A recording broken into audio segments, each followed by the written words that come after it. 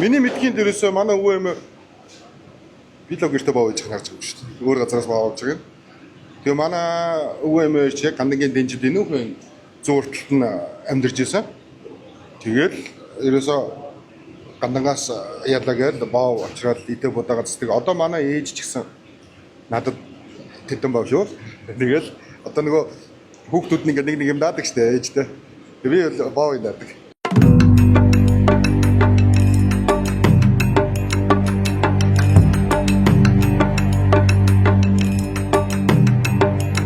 Гандангийн хэвийн боовыг хүн болгон бараг мэдэх бах.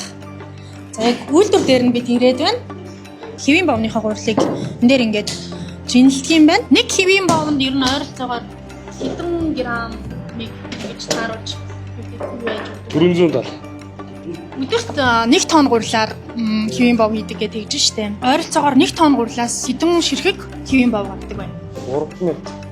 За гар нь өвдөж чинь энэ бимбин ухаар гар ажлаас одоо өвдөх юм баггүй. Би 62-тай. Малчин 98 оноос хавар гэсэн. гар нь Өвдөж нэг чинь дараа тийм нөө хүн хөгшөрч биш хөшөж өгдөг гэдэг нэг үг байдаг шүү дээ.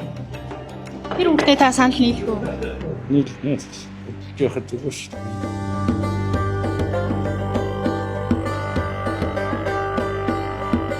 Бууз тоологчийн ажил гэж цагаан сар болгоноор хүмүүс ярьдаг шүү дээ. Тэнгүүд таны хувьд бас их сонирхолтой ажлын листэн дээр хуваарлагдсан байна. Өдөр ер нь их юм бодож байна уу? гайгүй. Юу бодож байна? Аюу ажлаа бодчих шүү дээ. Ажлынхаа байр дээр бол ажлаа баавал гоё болох гэж бодно. Нэг тоогоор нэг энэ одоо энэ нэг 600 гаруй литр ордё. Тосно 100 гаруй боо хийгээд нэгийн ямар ч нэг 25 30-аад минут чанна. Энэ жилийн тухайд нэг ширхгийг нь ер нь хэдэн төгрөгөөр борлуулж байгаа юм бэ? Чад центр жоохон үнэтэй болохоор ер нь 7500 гэсэн. Гандангийн хэвийн боовыг 1944 оноос ингээ хийж эхэлсэн гэдэг гэж байна. Таны хувьд яг гандангийн хэвийн боовыг хэдэн онд хамгийн анх идэж үзчихсэн бэ? Одоо яг тэр үеийн амт чанар хിവэрэ байгаа юу? Би гандагчлээд одоо яг 6 настайд орчихсон. Өвгөө дагаад имээ ирээд дагаад. Тэр үед шар тос мас ороод өвөө эмээ дээр ирээд нутгийн хүмүүс ирэхэд өвөө эмээ нөгөө боо их нандинаад гоё өг нөгөөдүүд них хурлын юм дорн хийд юм хурлын юм гэл айгүй тийм сүсгэлж авдаг гэсэн. Тэгээд би бас нөгөөдгөө идчих санаатай бас ингээл янз бүрээр ингээл заримдаа хуглаад ч орж исэн дөхвээ би. Их л гоё амттай, их сайхан амттай. Өчигдөр би амсч утсан. Яг л сайхнаар л байлаа. Би нэг пал хэвэн боовчл гараад гэсэн. Энд идээг л дээ. Цаад шилжиж чи сайхан л байлаа.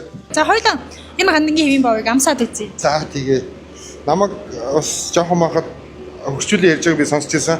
Зүсчгээр юм хурдан болдго юм аа. Дээрээс нь тос баг уудаг юм аа. Их зүгээрээд юм аа гэж хэлж ирсэн.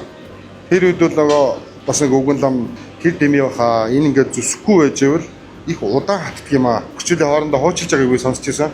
А би ингээд зүснээрээ муу гэж байгаа юм бол биш шүү. За хэдүүл амсаад үзгөө. За тэгээ. Ой. Та. За. Би одоо гандангийн хэвийн боовыг анх удаа идэж үзэж байна. Оо за. Сахавтай нөө. Аманд ороод шууд ингэж Харин дээ. дээ. Шартаас ихтэй ах шүү нэ. Аль аймагуудаас шар тусаа авдаг вэ? Баянгар аймаг. Харангаа аймагаас.